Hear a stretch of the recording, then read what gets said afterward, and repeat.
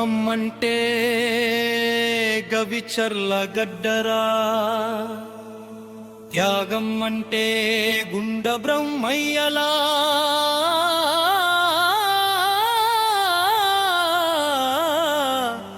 అడుగురా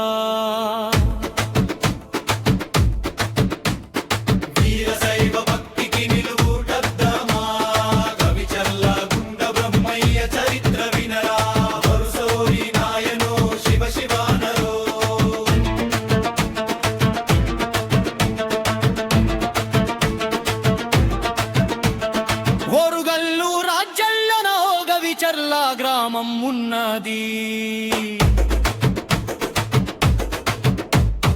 అందులోన గుండయ్య బ్రహ్మయ్యలనే బావ మరుదులు ఉండేవారు. దేహాలు రెండైనా ప్రాణం ఒకటేనయ్యా. జనం గుండ బ్రహ్మయ్యని ఒకే పేరున పిలిచేరయ్యా.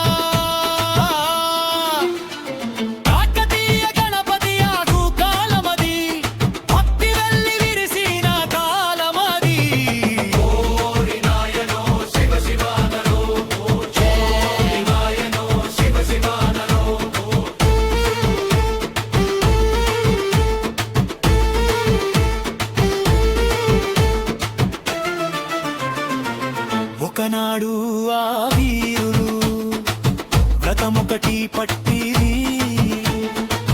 శరణాగత దర్శకత్వ వ్రతం అది. కాహళలూదుతూ చాటింపు వేసిరి. ఆదరికి చేరిన వారిని ప్రాణమిచైనా కాపాడుతామని ఆ శబ్దం కైలాసం చేరింది. పరమశివుని చెవున పాడింది.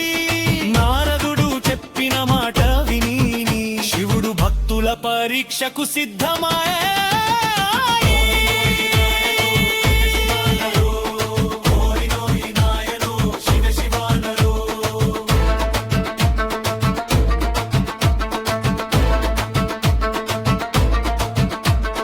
ముసలి దొంగల వేషమున శివుడు నారదుడు వచ్చిరి.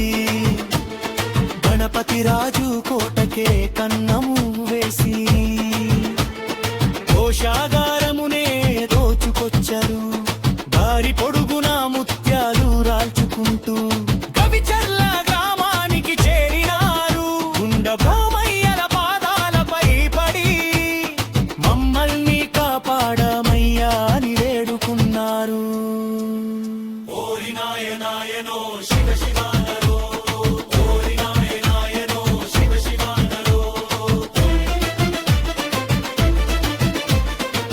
దొంగలని తెలిసినా దోషులని తెలిసినా వీరులు వెన్ను తట్టారు. మా పంచన చేరిన మీకు భయం లేదు, అభయం ఇస్తున్నామని ఇంటిలో దాచారు. అంతలో రాజు భటులు వచ్చారు. ముత్యాల జాడ చూసి ఇంటిని ముట్టడించారు. దొంగలను అప్పగించండి, లేదంటే మరణం తప్పదు అని హెచ్చరించారు.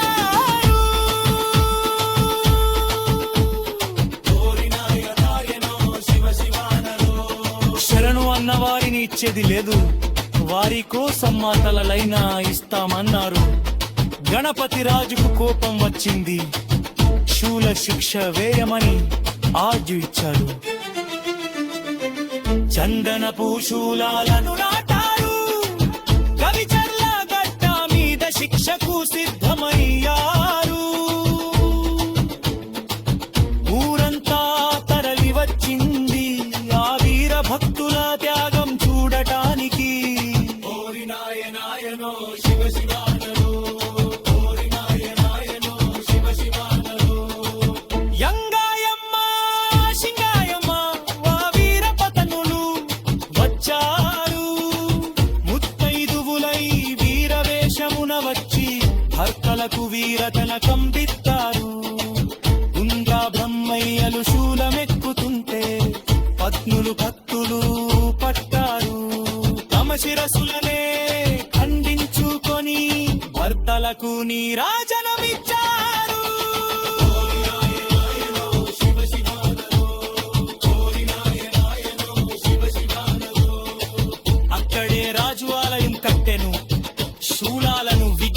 శూలాలను నిలిపెను, తామ్ర శాసనాలపై చరిత్ర రాసెను. కవిచర్ల కీర్తి నొలలోనికి చేర్చెను.